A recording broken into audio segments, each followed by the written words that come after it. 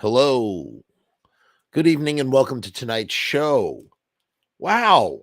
Actually, a normal intro. Nothing stupid. I didn't do anything really stupid for once. I feel like out of how many shows we've done, been doing this for 5 years now, right? Coming up on 5 years. Isn't that crazy? 5 years of broadcasting from this basement. Who would have thought? Who would have thought? But here we are. Um, Tonight is a Samhain night. Wanting to do Samhain for a while and just haven't gotten around to it. And now, tonight's the night we feast and we dine. Tonight is the night we laugh at death. We salt the dead, close the veil, the whole rigmarole. Let's start this episode the proper way. This is not the proper way to start a show. There's only one way to start a show, and you know how that goes. Jeff is gonna talk about the Misfits right now. He's a nerd about this stuff, obsessed anyhow. Jeff never shuts his face, always needs to talk. Might miss him somewhere if he went out for a walk. Do you think Danzig cares? He doesn't care. He's not into ranch.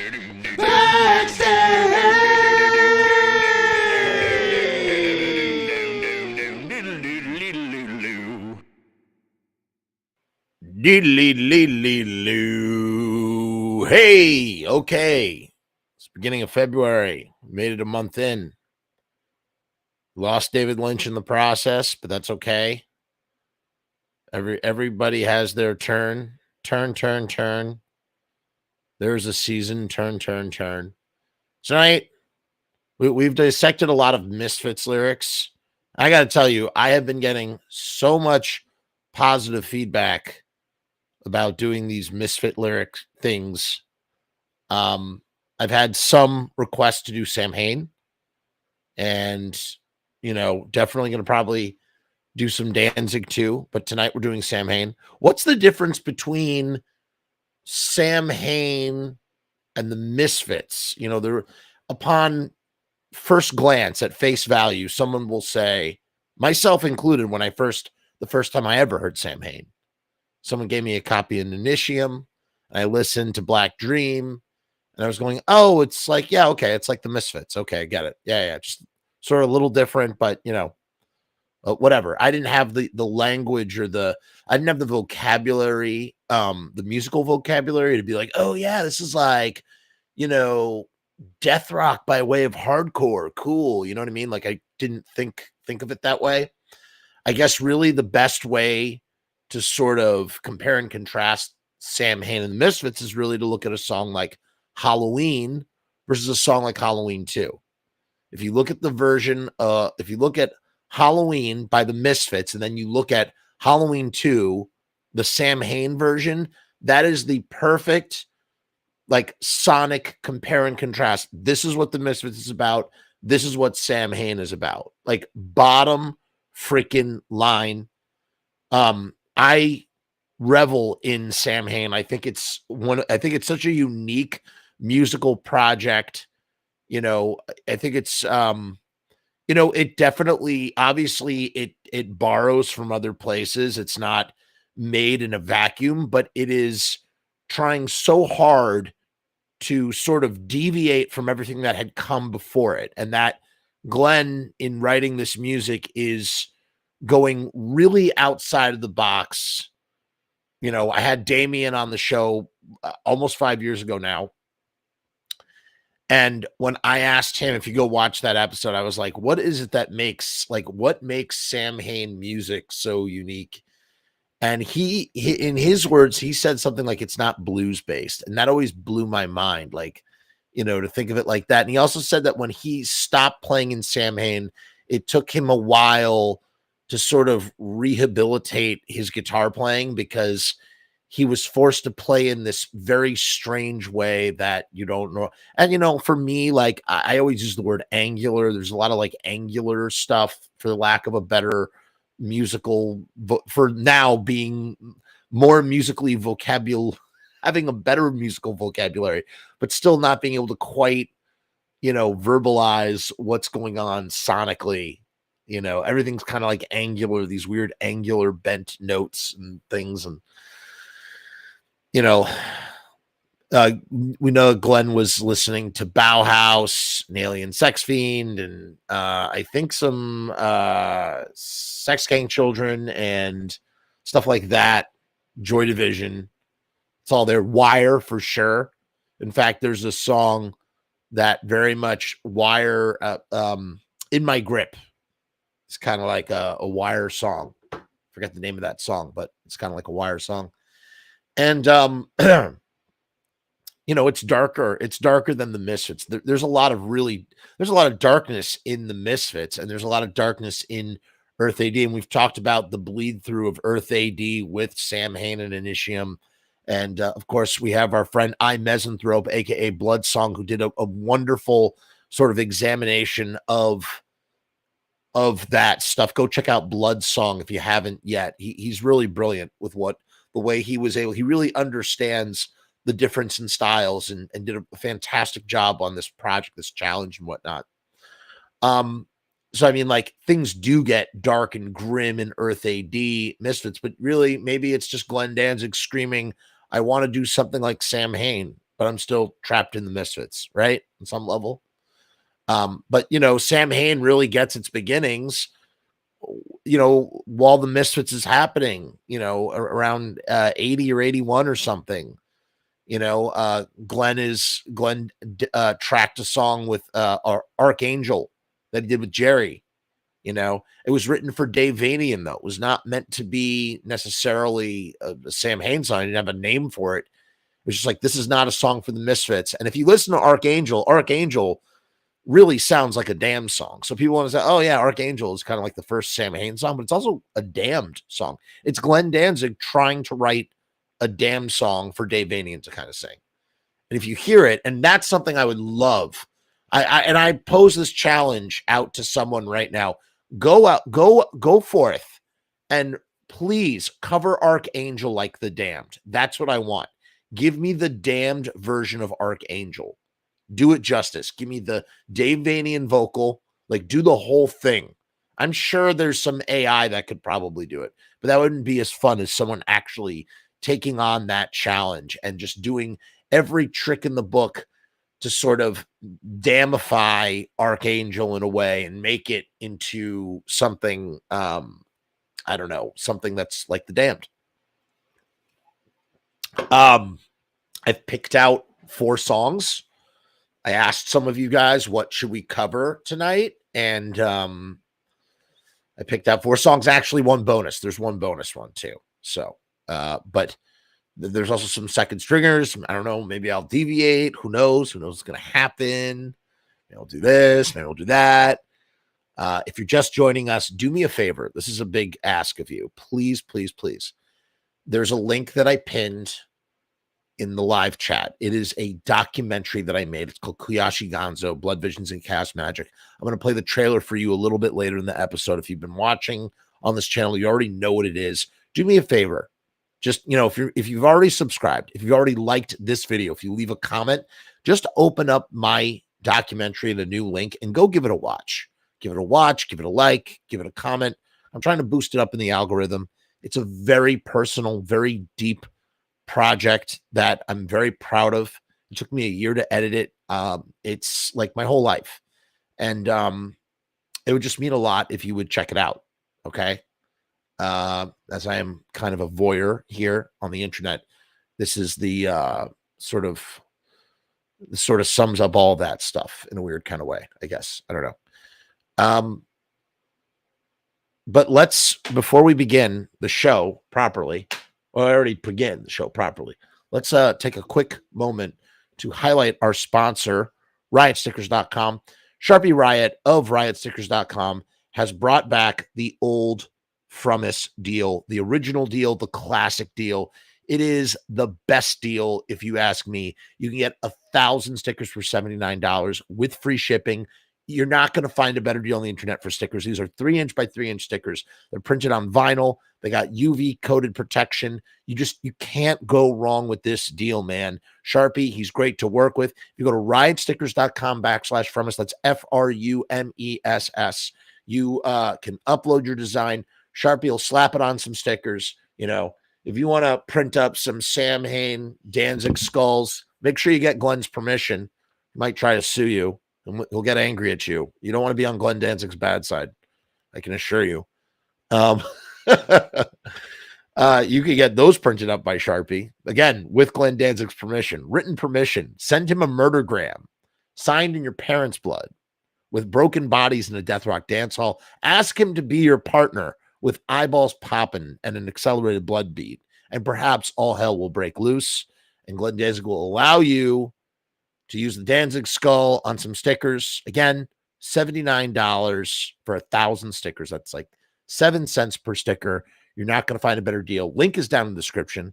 Go to riotstickers.com/Frumess. That's FRUMESS.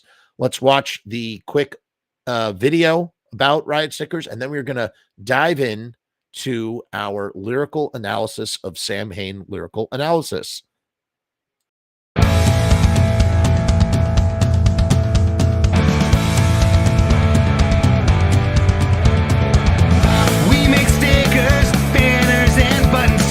Posters and promo cards, there's nothing we can't print for you. From stage backdrops to bass drum heads, we can print on shirts, we can print on hats, we can print on pants. Cheap prices and high quality, quick turnaround times and free shipping. We also offer free artwork support, great customer service, and so much more. We are the bomb. Riotstickers.com. Riot Stickers, we are the bomb. Riotstickers.com. Riot Stickers, we are the bomb. Riotstickers.com. Riot Stickers, we are the bomb. And that is a promise. Okay, now it's time for us to begin our Samhain feast. And what better way to begin a feast than to initiate it with Initium? That's right. We're doing Initium as our first track. Now, besides Archangel, Initium is really kind of the first recording project of Samhain being this side project thing, right? Like, I guess you could say Archangel was, because Archangel predates that, and you had Al Pike on the recording later. We recorded over Jerry's bass part, blah, blah, blah, blah, blah. But the real deal, the beginnings of Samhain are actually in Steve Zing's bedroom, right? Steve Zing lived behind Jerry and Doyle. He used to listen to them practice in the shed, in the pit, as they would later call it. And after the Misfits were no more, Steve Zing found himself in a musical project with Glenn Danzig, and they recorded in his bedroom. And again, I'm saying this off the top of my dome, so I don't remember the exact particulars. They recorded it in his bedroom. It's a Coke bottle on the neck of a bass guitar, making that weird like that whole vibe. Let's pop open Misfits Central. It's amazing. I feel like we haven't explored Misfits Central in such a long time. We're gonna use Misfits Central if you've never been to Misfits Central, you are missing out, man. That forum used to be so active. If you were a Misfits fan in the 2000s, you were on Misfits Central and you friggin' loved it. So Initium, it's just like, it's a lot of like weird ambient, like, I live, infinite sleep has ended, and I live again. Beyond race, beyond religion, beyond man's fears, I am the end. Now is release. Now comes revenge. Now is the pain. You think you know pain? You know nothing. Feel my touch. Feel its pulsing surge. Know the meaning of my gift. Welcome it. what is being said here? I mean, what is this about? Now, when Glenn, where did Glenn come up with the name Samhain? I have my own theory, but there's a lot of, I don't know. I'm not sure what Glenn will be like. Yeah, I researched it, man. I researched it. I did a lot of research, did a lot of reading. I think he watched Halloween 2, the Michael Myers movie, and he saw Samhain written in blood, and he was like, yeah, that would be a really cool name for a band. That's what I personally think. I've asked that. I think I've asked all the guys in Samhain that question. And they've all given some various. We've interviewed Steve, obviously. We've had Erie on the channel, and we've also had Pete. So we've interviewed the entire band, right? Like we've interviewed all the members of Samhain. I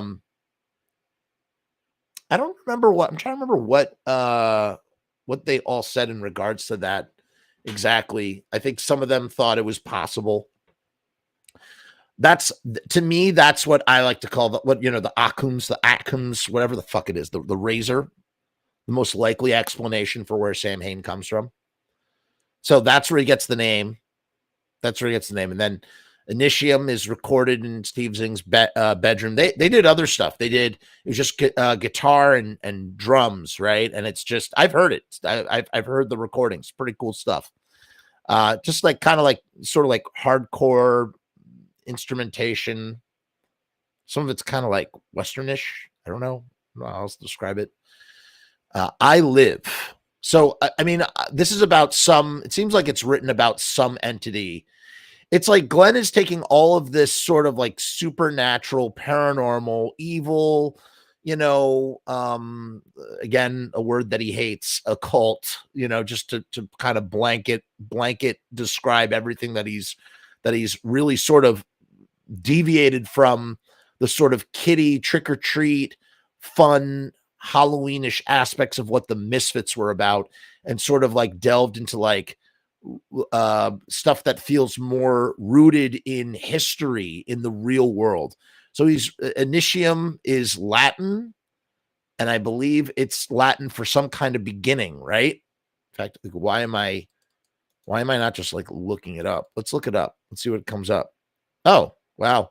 It comes up as the actual album, but is it a made up word? I don't think so. I think it's Latin. I think too much. Yeah. Initium is a Latin word that means beginning. It also can refer to a number of concepts, including, I guess Hyundai has a fuel cell concept vehicle called Initium. There's also a fungicide solution that's called Initium. There's a mentor program at Hope College called Initium. Initium Media is a Hong Kong media company. Well, who would have thought? And also, obviously, the name, the band name.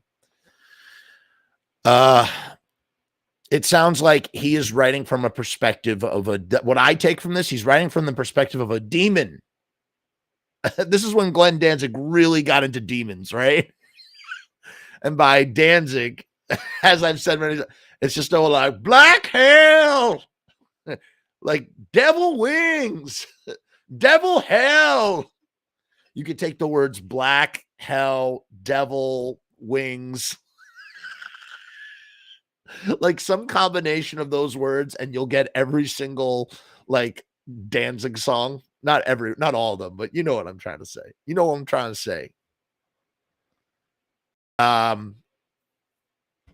Yeah. Okay. So beyond race, beyond religion, beyond man's fears, talking about some like really old shit, like, almost kind of reminds me of H.P. Lovecraft, like the whatever they, the old ones, man, older than time. You think you know pain, you know nothing. You don't know nothing about pain, right? You don't know nothing about pain. Feel my touch, feel its pulsing surge, know the meaning of my gift. So he wants you got to know the meaning. So it's something announcing its presence, perhaps to destroy the world, perhaps, I don't know. But this sleep has ended, and infinitus is another Latin word, I think.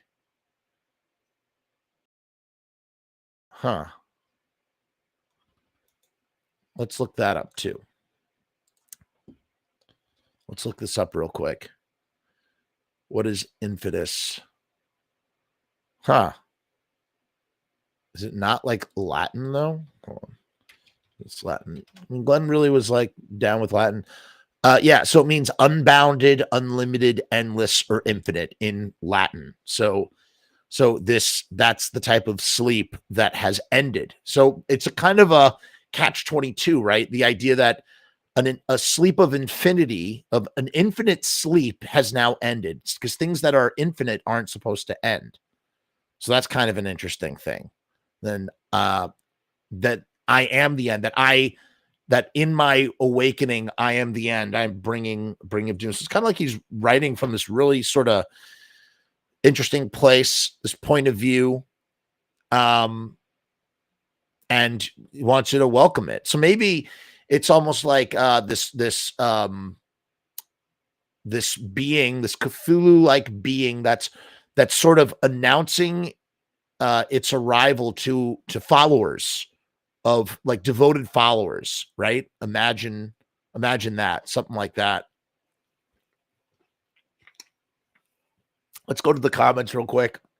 We have Winston Smith here. Hi, Winston. WS is here. Good to see you, buddy. Hold on. Let me go back a little bit. We're going to be here forever if we go through all the comments. All right. I'm just going on comments that are based on, we got Ravner here, Zach Carter, the Inertia channel, Ravner, cousin Jody Ramone is here. How you guys doing? So good to see everybody. Telescope is here. Telescope says Samhain is deathrock, Misfits is more punk turned to thrash. Speaking of Samhain, somebody posted the Mixolydian version of Archangel today with Jerry on bass. Yeah, that gets posted every once in a while. It's hard for me to tell the difference between those versions. Yeah, I'm not gonna. Sorry, guys, I'm skipping over some of these comments here. Samhain to me had a darker but bigger sound, more like full or more slower, heavy bottom sound. I mean, yeah, for sure. How do we all feel about Samhain version of All Hell? I don't feel very good about it. Telescope asks Frumess, the real question is if that the Misfits would have sounded like Samhain if they had stayed together. It's possible. It's possible, but who knows, man. If you ask Maurice, aka Devilman, he always likes to say that like it's just one progression. Glenn wrote the music for everything, and therefore it's just a logical progression. Danzig is just the final form of the Misfits in Devilman's. I disagree personally, but like, you know, not to each his own, of course. But I think it's three separate bands for sure. But I thought the way that he paints it's a very interesting perspective. It's just this idea that it's Glenn's band. It's always going to be Glenn's band, and Glenn, you know, it's evolved into what it is today. Hold on a second. Half the songs were. I'm not going to go over this history. We all know that what happened with Earth AD and Samhain. If you don't, go find all the videos where we've talked about that on the channel. Yes, Mark Kennedy. Mark is the man. Mark told me about his Misfits collection. It's absolutely mind-blowing, rarest of the rare stuff. He used to be a bartender at a local bar that I would visit. His wife would contact Glenn and get stuff for him on his birthday. That I didn't know. Heather Deluxe says, saw Samhain with the Bad Brains about a decade ago in DC. Bad Brains were terrible. The other time I saw Danzig were better, including last summer at No Values. Broken It, Squandered, The Deity's Blessing or Welcome, depending on what the lyric actually is. Oh boy, these comments keep coming. I love you guys, but we gotta keep this moving. This is a good Heathen. Sorry, I said Heather. Heathen Deluxe says, I don't think the Misfits could have made an album like Danzig 4. Yeah, that would be weird. It's a weird sort of thing to say. I think we talked about Initium, and of course, we can't talk about Initium without talking about Where is it?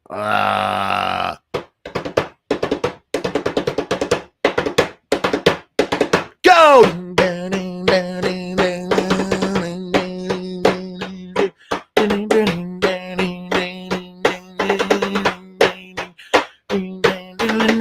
Salt the dead, you close the veil. I can't do it. Change your shapes is alone on hooves. Autumn. I love that song so much. I love what Steve's doing on the thing, and it's kind of like the drum sounds are so. We were talking about Samhain, the song, of course. Initium goes into the song, so the not only is the band called Samhain, but there's a song called Samhain. I don't know if that's him trying to do kind of like a Black Sabbath sort of thing. It's cool. I like it. I think it's great. The lyrics are great. Salt the dead, you close the veil, the changer of shapes, alone on hooves. Autumn's cold brings the pagan dead.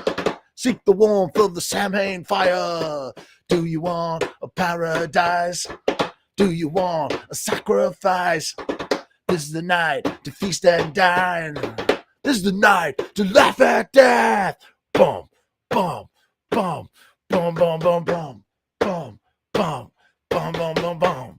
Boom, boom, boom, boom, boom, boom, boom, boom, boom, boom. This is the night to feast and dine. This is the night to laugh at death. Do you want a paradise? It's just a great fucking song. It's just very simple lyrics. There's two verses. So salt the dead, you close the veil. What does it mean to salt the dead? What is salting the dead? I mean, literally putting salt on the dead, but why?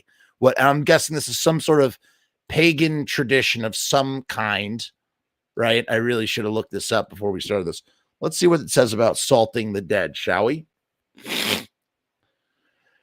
Salt the dead may refer to the use of dead sea salt in baths or as a blessing. Dead sea salt is no, come on.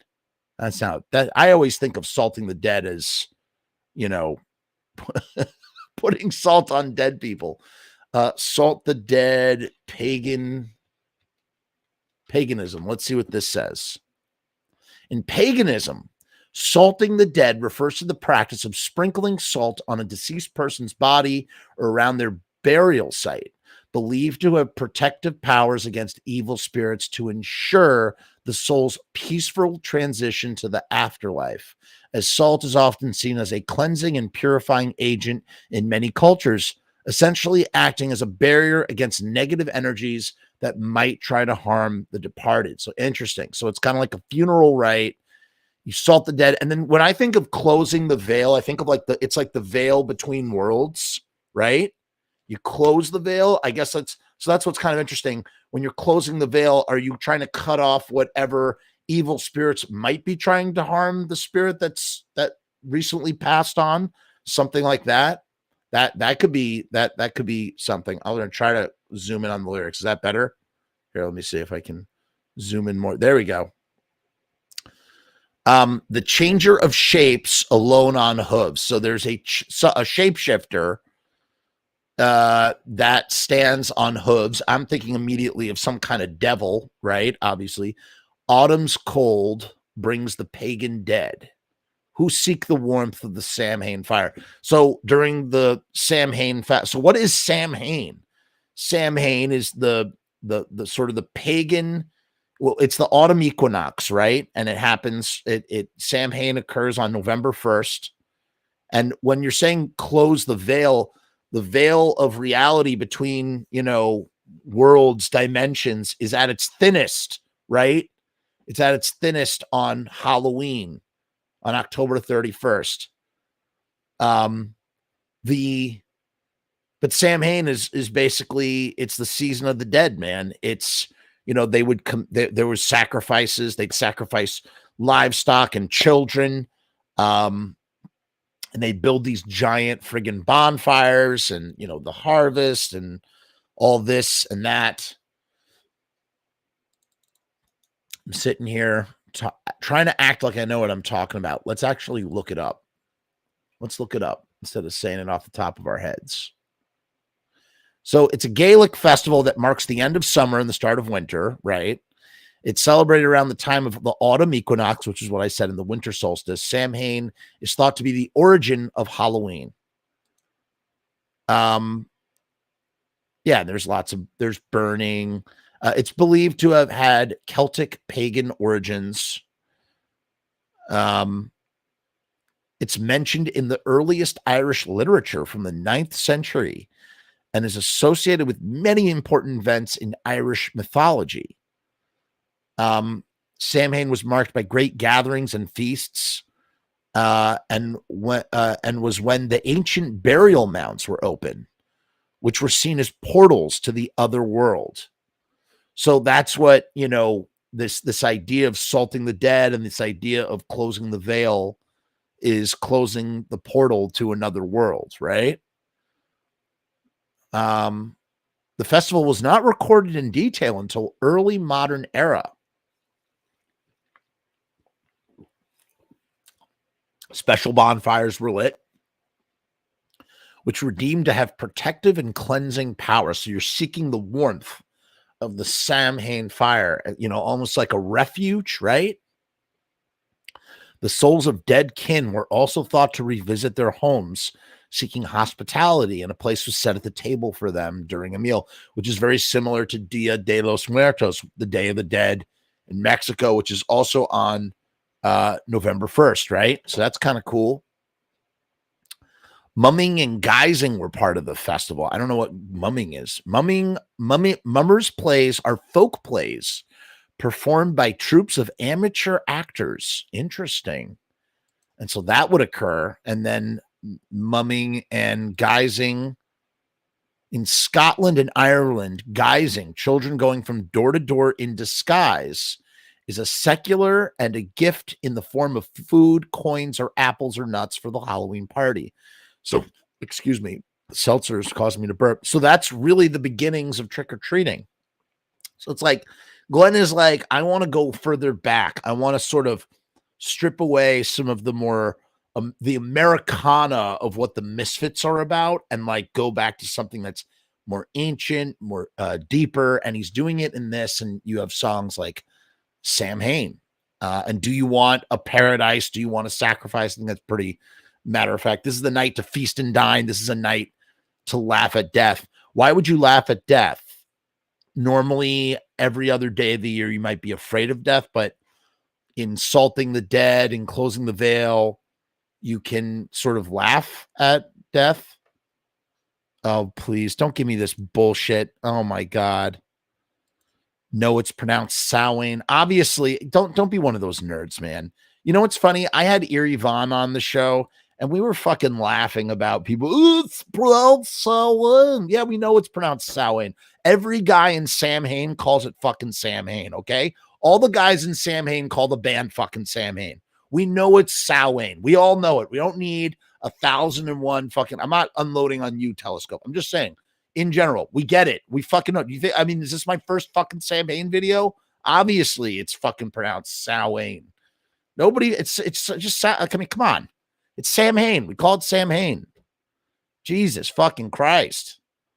It just whatever. Like literally whatever. I have had all, as I said, minus Glenn Danzig, I had all the guys from the band Samhain on this show. Not one of them ever said Samhain. Not one. They all go Samhain. Why? Because that's how they fucking say it. Glenn himself called it. He'll be like, so how do you pronounce it, Glenn? Well, technically it's Samhain. But he fucking says it's Samhain. They all call it Samhain. Who cares? You're messing with me. See, you're getting you got my goat. You got my goat on 4 hooves. Okay. That really wasn't directed at you. I'm just saying that's always such a pet peeve. If you look at some of these Samhain videos, not mine, but like other ones, you'll see like 1,000 comments. It's pronounced Samhain. It's like, shut the fuck. Did you not read the 50 fucking comments above yours where someone was like, it's pronounced Samhain? Like everybody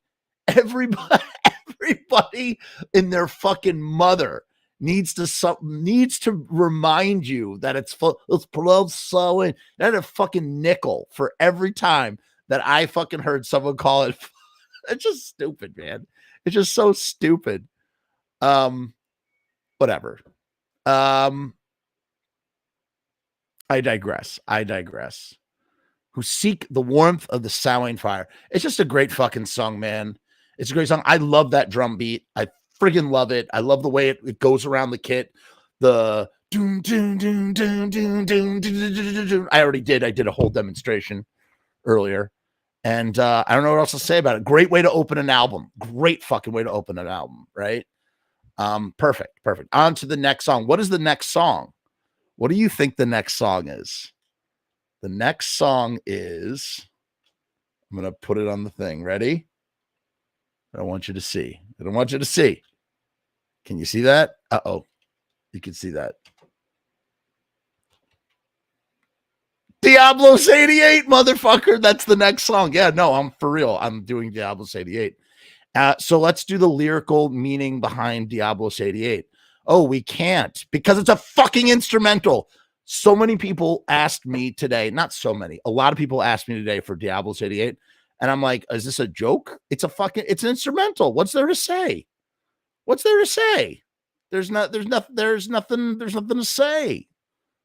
nothing to say. Diablos 88. It's an instrumental. I love it. It's a great instrumental.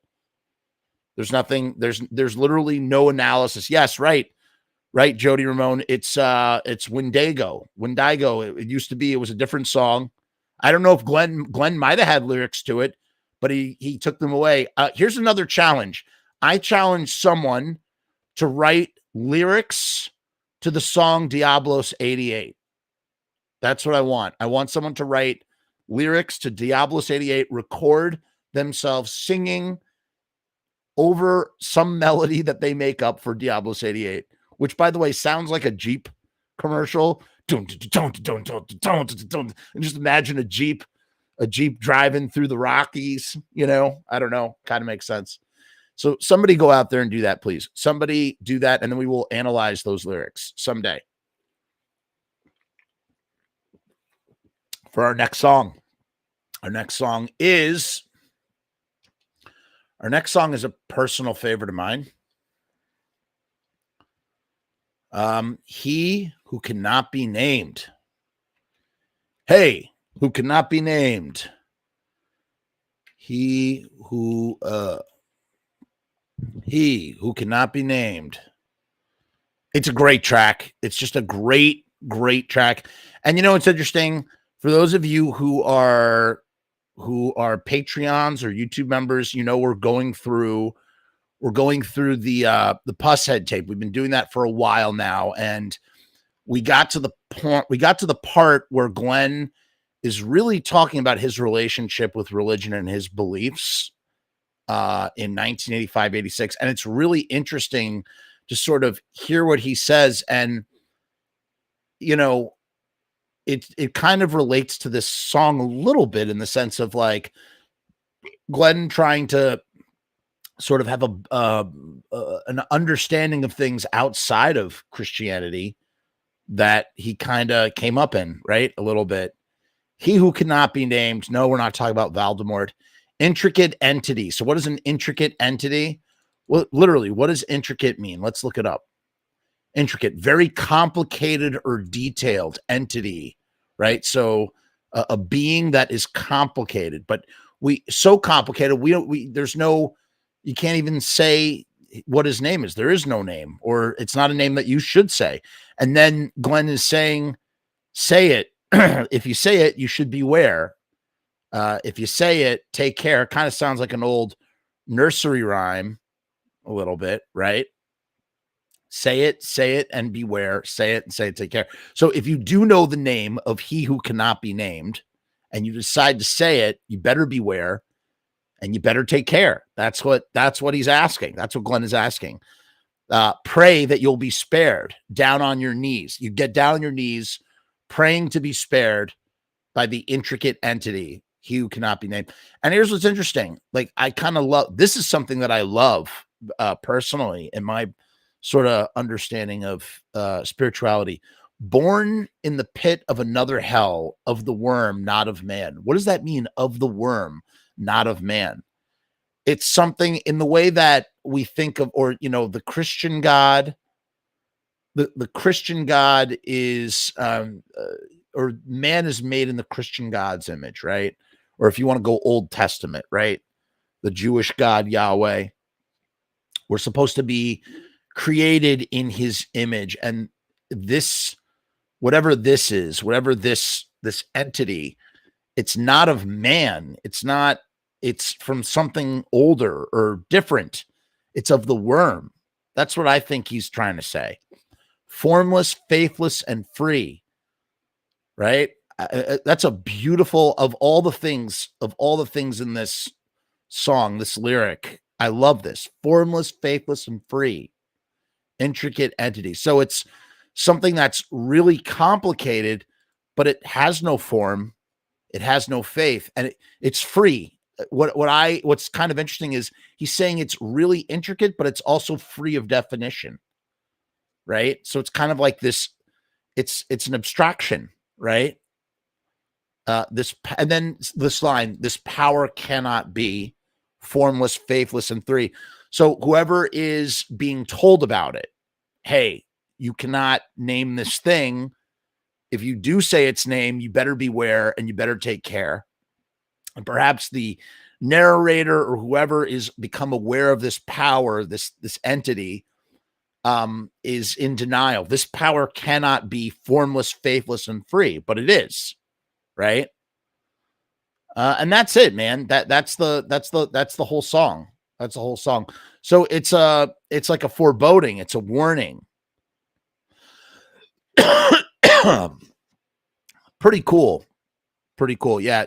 Cousin Jody says, of the Danzig universe wormhole, not of man. Telescope says, no Frumess. It's a bit more complicated. There are triple-faced pagan gods that older artwork was based upon for our Father, Son, and Holy Ghost. Oh, interesting. I didn't know that. Okay. I did not know that. Yeah, formless, faithless, and free. It's pretty cool. Polytheism led its way into monotheism. Somebody else said something. Oh, here. Ben says, wasn't there another part of the song, Wendigo, that we don't hear in Diablos 88? Maybe that's what Wendigo is. I thought that the whole song was called Wendigo. I thought the whole song was called Wendigo, and then it just got changed to Diablos 88. But you might be right. Maybe it sort of evolved, and we just never got to hear that part. Maybe. I don't know.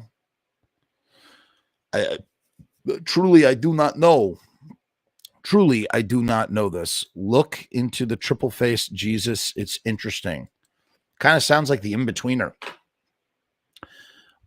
Before we move on, I want to take a moment to tell you about my feature-length film that I recently directed last year. It's called Kuyashi Gonzo, Blood Visions and Chaos Magic. It is a documentary about trying to make art. It was a grand undertaking, and really fucking a labor of love. And I'd like all of you, if you could, it's pinned. There's a link pinned in the live chat to my documentary. Open that up in a new tab.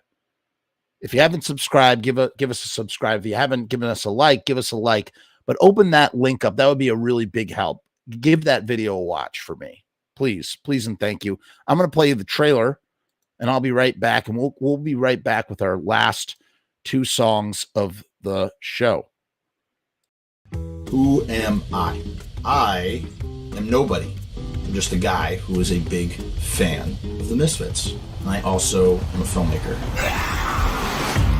I have, in a month, a fucking huge shoot coming up. One of the biggest of my life. I was scared to do it again because the first time I made a movie, it almost didn't come together. What's so funny? It's just your grandson feeding you baby food. If I didn't complete this feature film, it would have been the end of the world for me. You got the shot. Pain is temporary, film is forever. The process on one hand feels this impossible mountain to climb. Is this my great downfall? And you kind of gulp and you go, okay, well, time to climb the next mountain. And that's kind of like what life is. We'll take it a shooting day at a time. We're going to get magic. It's gonna be like fucking Magic Johnson. Leave. Get out. Ah! The anxiety is unpleasant and uncomfortable. The fear is a very healthy one. Growing. This tastes like sand fucking mud.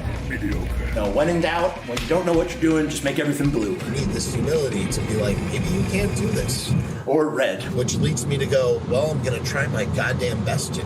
Or a combination thereof. Just go Suspiria. Wouldn't be a micro-budget independent film without a hallucination scene, right? You also throw up some nice chunky chunks. You got no problem eating oatmeal? Oh shit, oh man, I'm sorry. You look like fucking Ash. After today, what percentage would you say we're at? We don't have enough action scenes. I think we're at about half.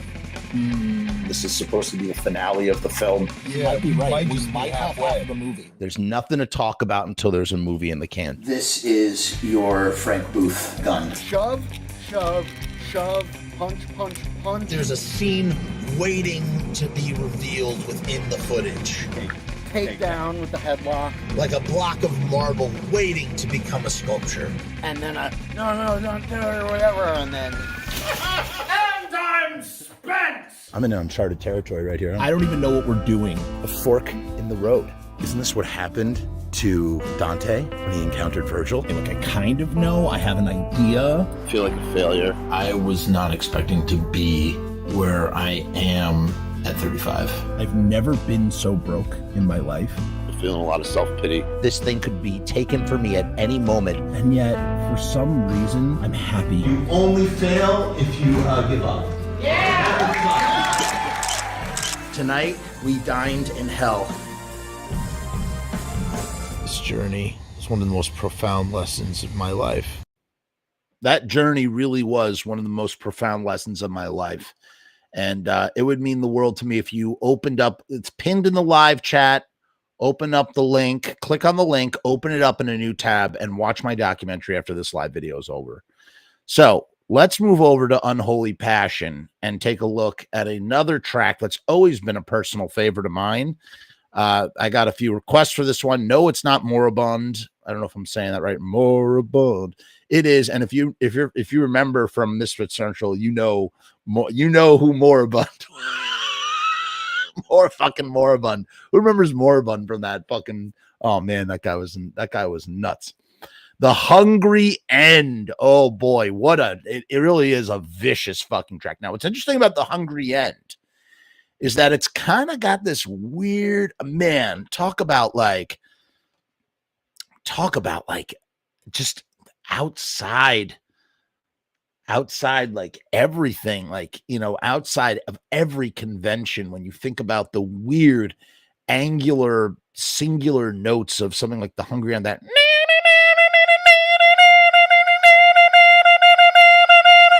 you know, and then it kind of goes into like this weird surf stuff. Go.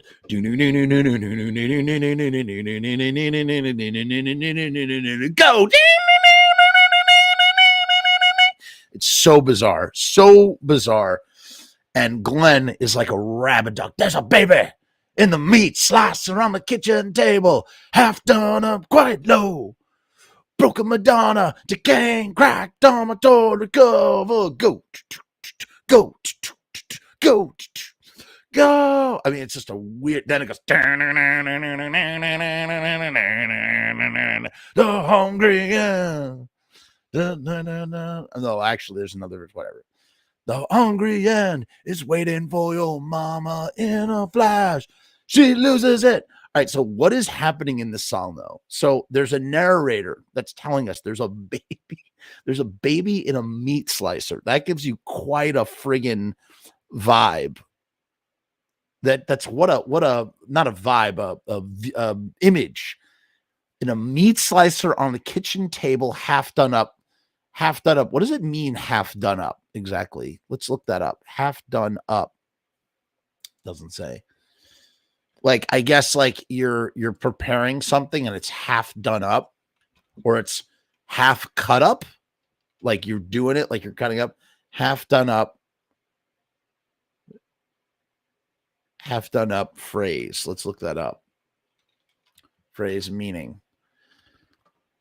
Half done up meaning something that is only partially completed or not fully finished.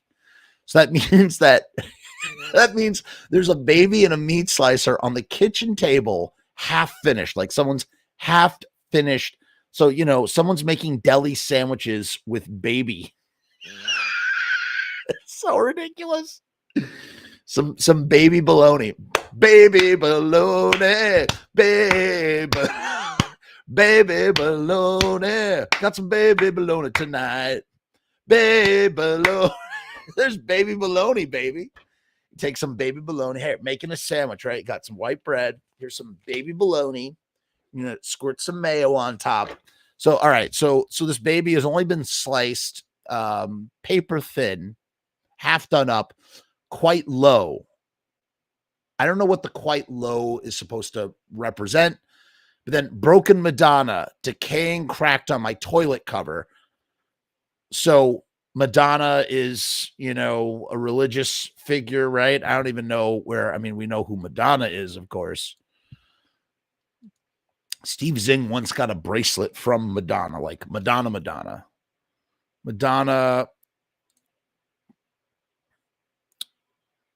For religious figures, see Mother Mary of Jesus. So I guess Madonna is just another name for the Mother Mary of Jesus. Is that what that is? Yeah, okay. Madonna art are sculpted representations of the Mary, the mother of Jesus. That's what that is. Okay. So broken Madonna, a broken statue, decaying, cracked on my toilet cover. So that means that bits of the statue broke off and then fell onto the toilet cover, or they were somehow like emboldened into the toilet cover and broken in some way. Frumess, would you tell us how you got into Samhain? I listened to Misfits and Danzig before listening to Samhain. I didn't listen to them until I made Teenage Trader. So this guy who I knew when I was 16 years old, he had Initium on CD and he let me borrow it to burn it. This was 2001, and I had heard of Samhain, but I wasn't able to get a hold of any. And so my first track was, of course, Initium into Samhain into Black Dream. Actually, I think I listened to Black Dream first before I even heard Initium and Samhain. And then immediately went into All Murder, All Guts, All Fun. I loved it. And I loved it from the moment that I heard it. You know, it was great. It was freaking great. It's really not, there's really nothing more to it than that. Initium was really hard for me to digest for a long time. There was a long period of time where I could listen to the first half of Initium. I could listen to the first 4 or 5 songs. I'd be like, this is great. Once I got up to like Horror Biz, I was kind of checked out.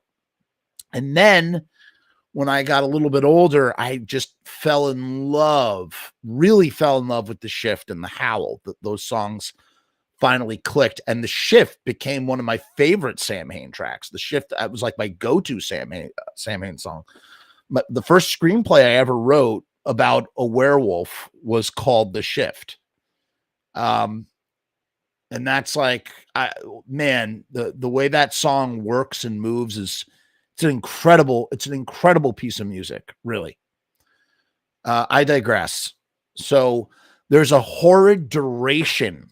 So there's like a horrid duration, an increment of time that is horrible. There's a horrid duration with an appetite that will never cease, quite low. He keeps saying quite low. Bliss, you drink it, desecrated evermore. So bliss, you drink it, you get bliss from drinking it, and you're also desecrating it evermore. So he's trying to sound like Bukowski-ish, right? He's trying to like do some sort of poetry thing here, I guess. There's a horrid duration with an appetite that will never cease.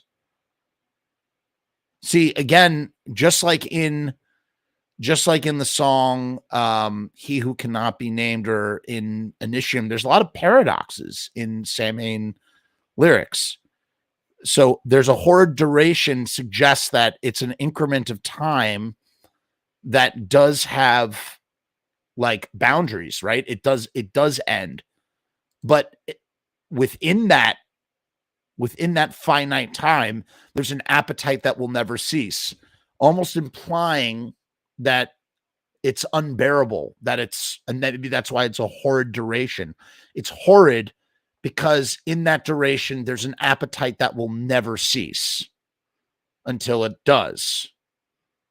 Quite low. Bliss you drink it, desecrated evermore. Said, oh. And then the hungry end is waiting for your mama. And I guess the appetite that will never cease is the hungry end. I mean, it's probably talking about someone who's very much ashamed of their cannibalism, right? Because there's a baby and a meat slicer on the kitchen table, half done up. And there's a horrid duration with an appetite that will never cease. That this is what the hungry end is. Joey Ramone says, damn, Glenn is basically keeping the decaying figure of something holy to where people shit and piss. Yeah, I mean, kind of, yeah. The hungry end is waiting for your mama. So is the hungry end like when you, oh, wow, this is kind of interesting. So what would be the worst end for like a mother? The desecration, the destruction of a child, kind of like what like Black Francis, one of the best lines in any Pixies song, dark as fuck. All night. And Mary, ain't you tired? But this is the sound that the mother makes when the baby breaks. So is the sound that the mother makes when the baby breaks. This idea of the hungry end is an affliction put upon a mother. And then you have so maybe she is, oh shit, the broken Madonna perhaps is not a figurine, but is this mother that is destroying her child. Decaying and cracked is not for a figurine, but for a human being. Holy shit. Holy shit. Are you following me on this? Almost as if there's a baby in a meat slicer on the kitchen table, half done up. So the baby's been sliced up to a certain point, and now this broken Madonna, this broken woman, is decaying, cracked, crying on top of in the bathroom, and she's sort of weeping on the toilet. And then it turns into there's a horrid duration with an appetite that will never cease. And that's describing what her affliction is in carving up this child, right? Bliss, you drink it. So to take it in is to find bliss or relief, right? Ravner digs this theory. Yeah, she's sitting on the thing. Hi, Frederico. Aaron is here. Hello. Yeah, it's pretty crazy. That's pretty crazy. The hungry end is waiting for your mama, right? In a flash, she loses it. So in a moment's notice, she loses her mind, right? She loses it, that which soothes the hungry end. Wow, that is so fucking dark. In a flash, the baby dies. She loses it. She loses the baby. And that's the thing that soothes the hungry end. And why is the hungry end? It's the end for the child, right? Oof, is that dark? That is dark as fuck. You're placed in oblivion is secure, and you're gone. You kiss the damned, and you feel the hungry end is waiting for your life, and you're losing it. That which soothes.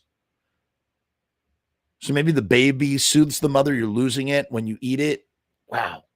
Feel it. Wish I could love you more. And here's the crazy part. There's like no songs. I'm trying to think of how many Misfit songs use the word love, right? In fact, we can actually find that out in about 2 microseconds. Let's do a little, take a little sidebar here. How many Misfit songs, and this isn't going to be exactly accurate because we're using Misfit Central to do this, but it's the easiest way to do this, which is why I'm doing this. Let me see here. Lyrics, Misfits, all lyrics. Let's take a look. Apple F, love. That's fascinating. Love comes up 22 times in all the entire Misfits canon. It comes up in The Devil's Whorehouse. She loves carnality, right? I turned into a Martian, not the face of the one you love. All right, maybe there's a little bit more. Last caress, sweet, lovely death. Huh. All right, maybe I'm wrong. There's more than razor blades, love teenage flesh. Kill a girl at Lover's Lane. Interesting. Night of Living Dead. This ain't no lovin'. For some reason, I thought there was a lot less love. Death Machine and Man in Love. I mean, he uses the word love a lot more. Queen Wasp, with the kiss of poison love. Human arms, the head of your love. Thinking nothing about eating your love. Huh. She loves naked sin. He loves evil sex. Some kind of hate. There's some kind of love. All right. The maggots in the eye of love won't copulate. Theme for a jackal, little sister, all my love. Vampira, white love, ghoul well. Damn. I feel so stupid now. In any case, I don't know. I felt like Glenn didn't use love that much in songs, but I guess he did. It makes it a little less more powerful than I thought. Thought the word love was very powerful in this song. She loses it. He'll soothe with an appetite that'll never cease. Yeah. Wish I could love you more. Feel it all. Never felt like I did before. Feel it. Wow. What a gnarly fucking song, dude. Gnarly song. We're up to the last song. The last song is a contender for my favorite Samhain track, like hands down. There's no way we're doing a first show without covering this song. Can anybody guess which one it is? To walk the night, to feel no love. Yeah, baby. We can't get out of here without talking about To Walk the Night. What a song. Beautiful. Haunting. Some of Glenn Danzig's best songwriting is in this song. Down, down, down, down, down. I mean, just so gothic, romantic, deeply romantic, full of melancholy. To walk the night, to feel no love, to know the touch of another kiss nevermore. So I'll never know the touch of another kiss. Feel no love. I think this song is about someone who's immortal, either immortal or a vampire, right? It's about a vampire that is super lonely. To walk the night, to forever roam, to escape inside cool darkness alone. I have wandered my whole life long. The night becomes my bride, and everything else must die. World without end for me. So the world is never going to end for me. The night, I'm married to the night. The night is my bride. I'm married to it because I can't go out during the day. I've wandered my whole life long. You wandered the earth. Unearthly night. A night that is, almost otherworldly, right? World you fear. So it's a world that you fear, that not me. Love lies lurking, a wounded dingo dog soon to decease. So love is lurking around in this unearthly night and a world that you fear, but it's soon going to be dead. To walk the night, solitary friend. What is the solitary friend? It's night, ethereal, world without end, or the night is the solitary friend. What does this word means? Extremely delicate and light in a way that seems too perfect for this world is ethereal. Oh, it's ethereal? Is that how you say ethereal? Wow, I feel like an idiot. Right, yeah, of course, ethereal. Night ethereal. Night ethereal, world without it. It's just beautiful, man. It's beautiful. Forevermore, forever. It's poetry. It's just poetry. And everybody who's ever been a fan of Glenn Danzig and Glenn Danzig's music has fallen in love with To Walk the Night. I can't think of a single person that doesn't love To Walk the Night. Oh, interesting. Ben says quite low is a misattribution. You know, I would say maybe, but the problem with that is, Ben, the problem with that idea is that there are official lyric sheets for Samhain. Sorry, for Unholy Passion. So I assume that they took from the actual lyrics for that. To jump back to Walk the Night. Jody Ramon says, if Samhain had as many songs as the Misfits, they'd probably slightly edge out as my favorite Glenn project. Interesting. Ravner says, that line always stuck with me since the early 90s when I first heard it. Love lies lurking, a wounded dingo dog soon to decease. Yeah, I mean, it just paints the picture of someone who roams the earth at night, lonely, sort of always with love fleeting, and who maybe has sort of accepted the fact that, you know, the night is my bride and everything else must die. It's like, I've wondered my whole life long, the night becomes my bride and everything else must die. Sort of like accepting of the fact that the night, that I am married to the night and everything else is going to die. But again, another, like, it's interesting. This is the fourth, in all four songs we looked at, there have been some sort of contradiction in Glenn's lyrics. He says, everything else must die, but the world is without end. So the world goes on, but everything else must die. It's kind of interesting. Maclovius is here. Maclovius is always crushing it with the interpretations. Typically, I don't think we had a Maclovius interpretation for To Walk the Night. Does anybody else have anything they want to add about To Walk the Night before we wrap this sucker up? Yeah, I don't know. This was interesting. I felt like this wasn't as satisfying as maybe, although I will say this, I have never thought so deeply about The Hungry End. I've definitely heard those lyrics. I have never dived so deep on The Hungry End. And that was really, this is thought-provoking, just to say the least, to really sort of revel in what that song is about. And it's dark, dude. Dark, dark, dark. Telescope says that To Walk the Night is deathrock Jim Morrison, of course. Inertia Channel says, To Walk the Night is one of my favorite songs to play on bass. I've always loved the wounded dingo dog, soon to deceased line. Yeah, it seems to be popular, huh? It's kind of beautiful. It's all beautiful. I almost kind of wish that there was a To Walk the Night 2, in the same way that we have Halloween 2, right? How cool would that be? Or maybe some kind of instrumental to go with it.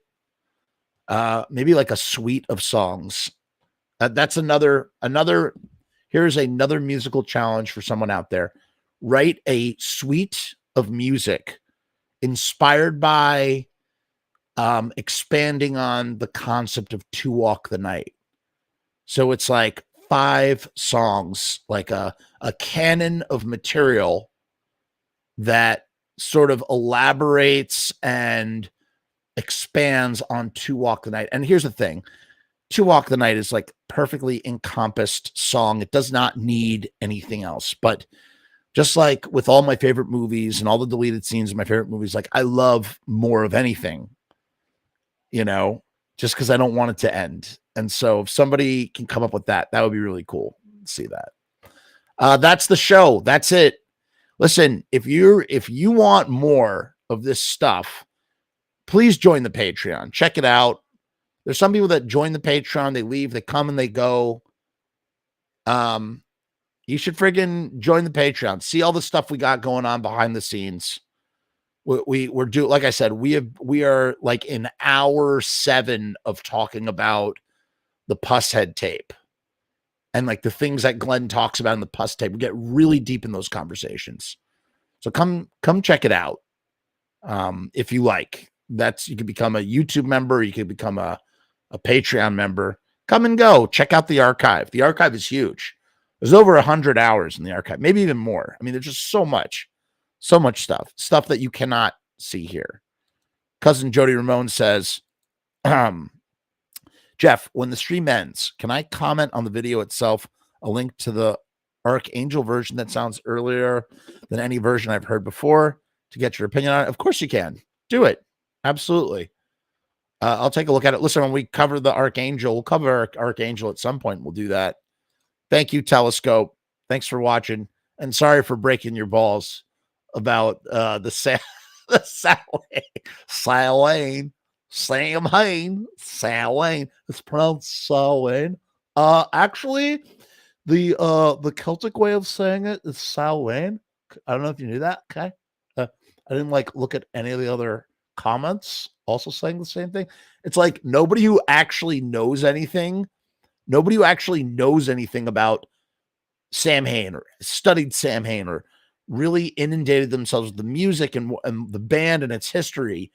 Like their go-to thing about Samhain, to like the little bit of knowledge that they want to know to like know what Samhain. It's pronounced Samhain. Did you know that? Hey, did you know that it's pronounced Samhain? I don't know if you're like realized, but like it's actually pronounced Samhain. It's not pronounced Samhain. Okay. I was like, oh, thanks, bro. Thanks for telling me that. Well, I don't know if you realize this. It was actually pronounced Samhain. Okay. Samhain.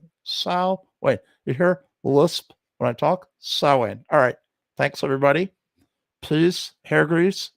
We'll see you next time on the show. Try and do a whole show like this or just go like this. Samhain. All right. Samhain.